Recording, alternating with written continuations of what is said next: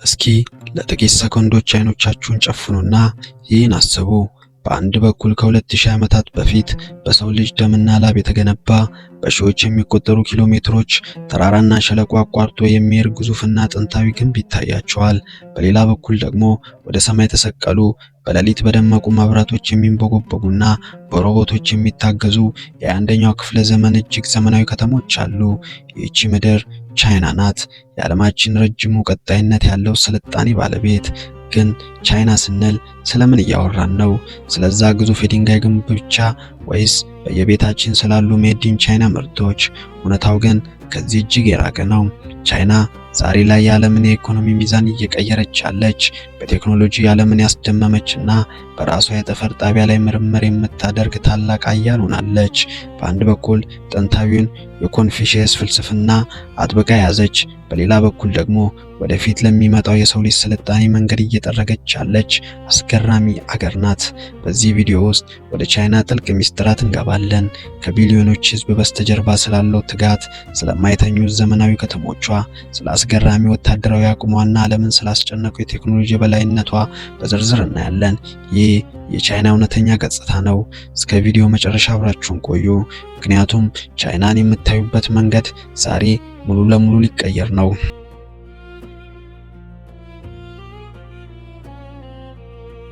ቻይናን ልዩ የሚያደርጋት ግዙፍ ህንፃዎቿ ወይም ሰፊ መሬቷ ብቻ አይደለም። የአገሪቱ እውነተኛ ሞተር በውስጧ የሚኖሩ 1.4 ቢሊዮን ህዝቦች ናቸው። ይህ ቁጥር ብቻውን የዓለምን 1/5 ህዝብ ይወክላል። ነገር ግን ከቁጥሩ ጀርባ ያለውን ህይወት ስንመለከት ነው ነገሩ ይበልጥ የሚገርመው።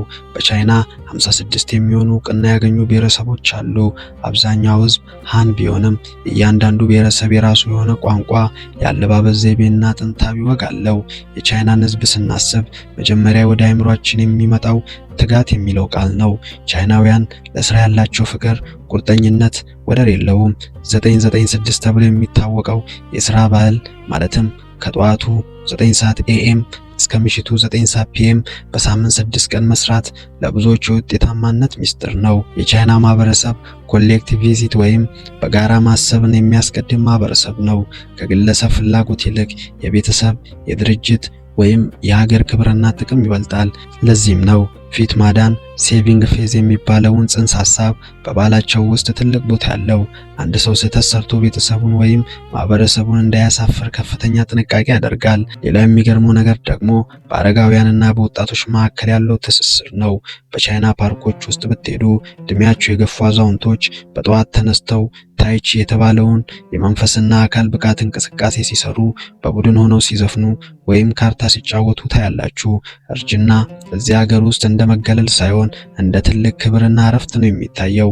ወጣቱ ትውልድ ደግሞ በከፍተኛ የውድድር መንፈስ ውስጥ ነው የሚያድገው። ጋኦካን የሚባለው የዩኒቨርሲቲ መግቢያ ፈተና ለአንድ ተማሪ ሕይወት ወሳኝ በመሆኑ በሚሊዮን የሚቆጠሩ ወጣቶች ለዓመታት ቀንና ሌሊት ሲያጠኑ ይኖራሉ።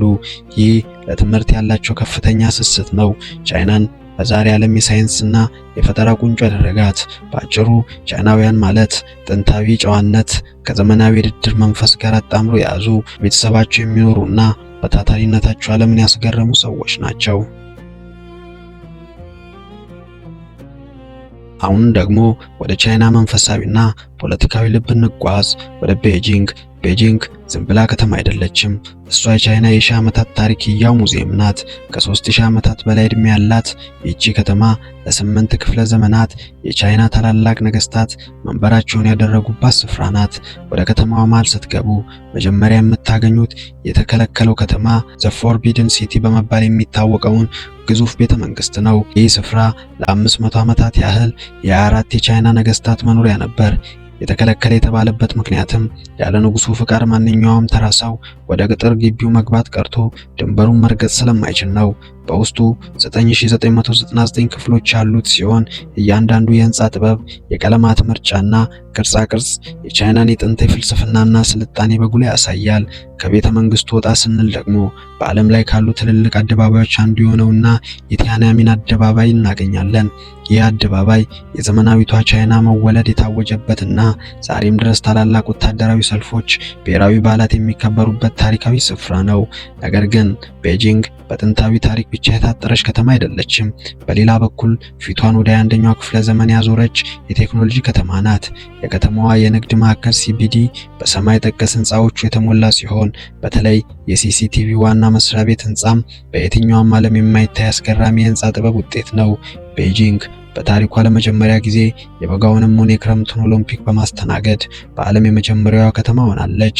ይህም ከተማዋ ምን ያህል ዘመናዊ መሰረተ ልማት እንዳላት ማረጋገጫ ነው። ቤጂንግን ልዩ የሚያደርጋት ሌላው ነገር ሁቶንግ በመባል የሚታወቁት ጥንታዊ የመኖሪያ መንገዶች ናቸው። በእነዚህ ጠባብ መንገዶች ውስጥ ስታልፉ ከዘመናዊ ጫጫታ ወጣ ብላችሁ የድሮዋን ቤጂንግ ጠረን ታገኛላችሁ። አዛውንቶች ሻይ ሲጠጡ፣ ጎረቤቶች በጋራ ሲጫወቱና ባህላዊ ምግብ ሲሸቱ ትመለከታላችሁ። በአጭሩ ቤጂንግ ማለት ከጥንታዊ የነገስታት ግርማ እስከ ዘመናዊ የዲጂታል ክፍያና ፈጣን ባቡር ድረስ ያለውን የቻይናን ጉዞ በአንድ ስፍራ የምታዩበት ድንቅ ከተማ ናት።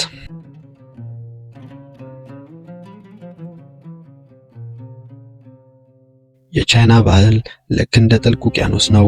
በገባችሁ ቁጥር አዳዲስ ምስጢሮችን ታገኛላችሁ። ከ5000 ዓመታት በላይ ቀጣይነት ያለው ታሪክ ያላት ብቸኛዋ ስልጣኔ እንደመሆኗ ቻይናውያን ለባህላቸው ያላቸው ክብር እጅግ ከፍተኛ ነው። መጀመሪያ ስለ ቻይና ታላቁ ግንብ ዘ ግሬት ዌል እናውራ።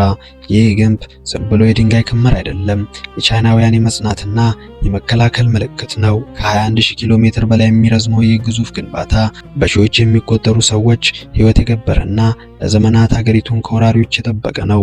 ግንቡን በቅርብ ስታዩት ያኔ የነበረውን የኢንጂነሪንግ ጥበብ ዛሬም ድረስ ያስደምማል።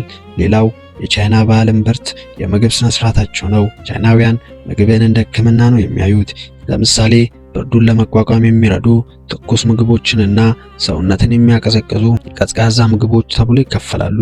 በየክልሉ የሚለያዩ 8 ዋና ዋና የምግብ አይነቶች ሲኖሩ እንደ ሲቹዋን ያሉ በቅመማ ቅመም የሚለበልቡና እንደ ካንቶዚ ያሉ ረቂቅ ጣዕም ያላቸው ምግቦች የአገሪቱን ብዙሃነት ያሳያል። ቻይና አዲስ ዓመቷን በተለየ መንገድ ታከብራለች።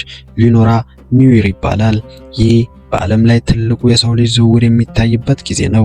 በሚሊዮን የሚቆጠሩ ሰዎች ከከተማ ወደ ገጠር ወደ ቤተሰቦቻቸው ይጓዛሉ። በዓሉ በድራጎን ዳንስ፣ በፋኑስ ማብራቶችና በደማቅ ቀይ ቀለማት ይሞላል። ቀይ ቀለም ለቻይናውያን የብልጽግናና የክፋት መከላከያ ምልክት ነው። አስገራሚ ከሆኑ ነገሮች መካከል ደግሞ ቻይና የሻይ ስነ ስርዓት ቲን ሴርሞኒ አንዱ ነው። ሻይ ለቻይናውያን መጠጥ ብቻ ሳይሆን መንፈሳዊ እርካታን የሚያገኙበት ጥበብ ነው።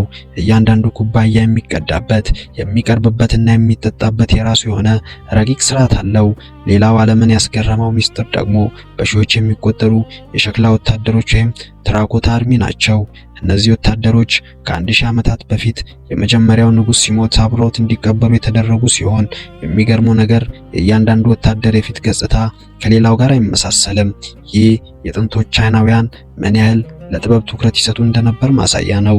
ስለ ቻይና ስናነሳ ብርቅዮቹን ፓንዳዎች ጃይንት ፓንዳ መርሳት አይቻልም። እነዚህ የሰላም ምልክት ተደርገው የሚታዩት እንስሳት በቻይና የጥበቃ ስርዓት ምክንያት ከጥፋት ተርፈው ዛሬ ድረስ የአገሪቱ የክብር ተምሳሌት ሆነው ይኖራሉ።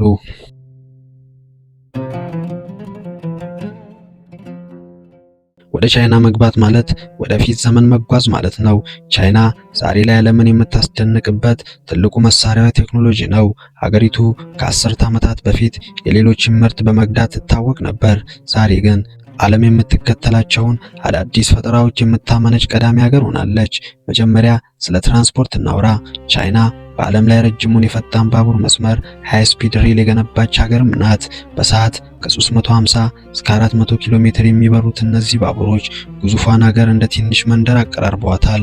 አሁን ደግሞ ሚግሊቭ የተባለውንና በሰዓት 600 ኪሎ ሜትር የሚጓዘውን መግነጢሳዊ ኃይል ከሀዲዱ በላይ ተንሳፎ የሚበር ባቡር ለዓለም አሳይታለች።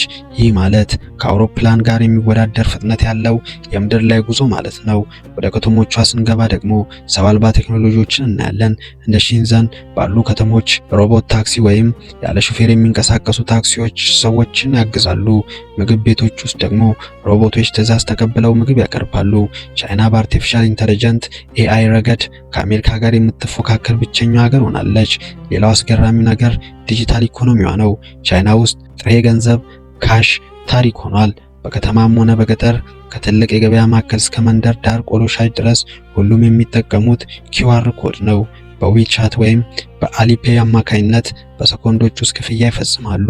ሌላው ቀርቶ የፊት መለየት ፌሻል ሪኮግኒሽን ቴክኖሎጂ በመጠቀማቸው ስልክ እንኳን ሲያወጡ በፊታቸው ብቻ ክፍያ መፈጸም የሚችሉበት ስፍራዎች በርካታ ናቸው። በመጨረሻም የቻይና የቴክኖሎጂ ጉልበት እስከ ጠፈር ድረስ ይዘልቃል። ቻይና የራሷን ቲያንጎንግ የተባለ የጠፈር ጣቢያ የገነባች ሲሆን በታሪክ ለመጀመሪያ ጊዜ በጨረቃ ድብቅ ክፍል ፌርሳይድ ላይ መንኮራኩር ያሳረፈች ሀገርም ናት። ከጨረቃ ላይ አፈርና ድንጋይ ወደ ምድር በማምጣትም የጠፈር ምርምር የበላይነቷን አረጋግጣለች። በአጭሩ ቻይና ቴክኖሎጂን ለምቾት ብቻ ሳይሆን አገራዊ ኩራቷንም ኢኮኖሚያ ጥንካሬዋንም ለማሳየት በሚያስገርም ፍጥነት እየተጠቀመችበት ትገኛለች። የቻይና ኢኮኖሚና ቴክኖሎጂያዊ እድገት ከአስተማማኝ ወታደራዊ ጥንካሬ ጋር የተቆራኘ ነው። ፒፕልስ ሊበሬሽን አርሚ ወይም PLA በመባል የሚታወቀው የቻይና መከላከያ ሰራዊት በአሁኑ ሰዓት በዓለም ላይ በሰው ኃይል ትልቁ ጦር ነው። የሰው ኃይልና ዘመናዊነቱ ቻይና ከ2 ሚሊዮን በላይ ንቁ የጦር አባላት ያሏት ሲሆን ባለፉት 20 ዓመታት ውስጥ ሰራዊቷን ከቁጥር ወደ ጥራት በመቀየር ላይ ትገኛለች። ዛሬ የቻይና ወታደር በዘመናዊ ዲጂታል ትጥቆች፣ በሰው አልባ ድሮኖችና በከፍተኛ የቴክኖሎጂ መሳሪያዎች የታጀበ ነው። ቻይና በአሁኑ ሰዓት በቁጥር ደረጃ ከዓለም ትልቁን የባህር ኃይል ትይዛለች። የራሷን ጦር አውሮፕላን ተሸካሚ መርከቦች ኤርክራፍት ኬረርስ መገንባት የቻለች ሲሆን በተለይ የቅርብ ጊዜው ፉጃን የተባለችው መርከብ እጅግ ዘመናዊ የሆነ የኤሌክትሮማግኔቲክ አውሮፕላንን ማስወንጨፊያ ቴክኖሎጂ የታጠቀች ናት። ይህ ቻይና በፓሲፊክ ውቅያኖስ ላይ ያላትን ተጽዕኖ በከፍተኛ ሁኔታ ጨምሮታል። በሰማይ ላይ ቻይና የራሷን የራዳር እይታ የሚያመልጡ ስቲልዝ ጦር አውሮፕላኖችን ትሰራለች። G20 የተባለው የጦር አውሮፕላን የቻይና የአየር ኃይል ኩራት ሲሆን ከአሜሪካው F-22 ጋር የሚወዳደር አቅም እንዳለው ይነገራል።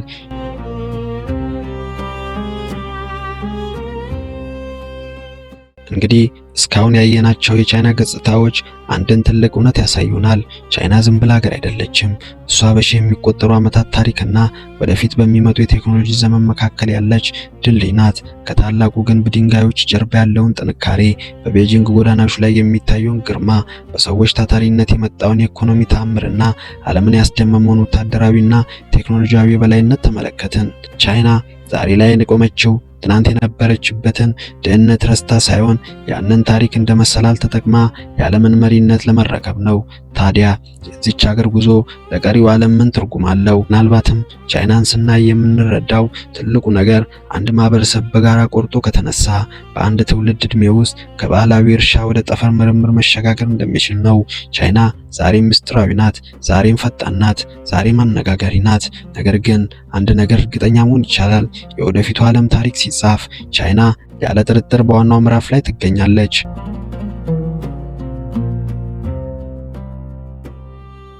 የዛሬው ቆይታችን ስለ ቻይና የነበራችሁን አመለካከት በትንሹም ቢሆን እንደቀየረው ተስፋ አደርጋለሁ።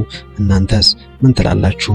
ቻይና በቀጣዮች 20 ዓመታት ዓለማችንን በምን መልኩ ትቀይር ይሆን? ወይንስ የቻይና የቴክኖሎጂ እድገት ስጋት ይሆንባችኋል? ሐሳባችሁንና አስተያየታችሁን ከታች ባለው የኮሜንት መስጫ ሳጥን ላይ እንድታጋሩኝ እፈልጋለሁ። ቪዲዮን ከወደዳችሁት ላይክ በማድረጋችሁን አትርሱ። እዚህ አይነት ትልቅ መረጃ ያላችሁን ቪዲዮዎች እንዲደርሷችሁ ሰብስክራይብ በማድረግ የደወል ምልክቱን ተጫኑ። ስለተከታተላችሁን ከልብ እናመሰግናለን።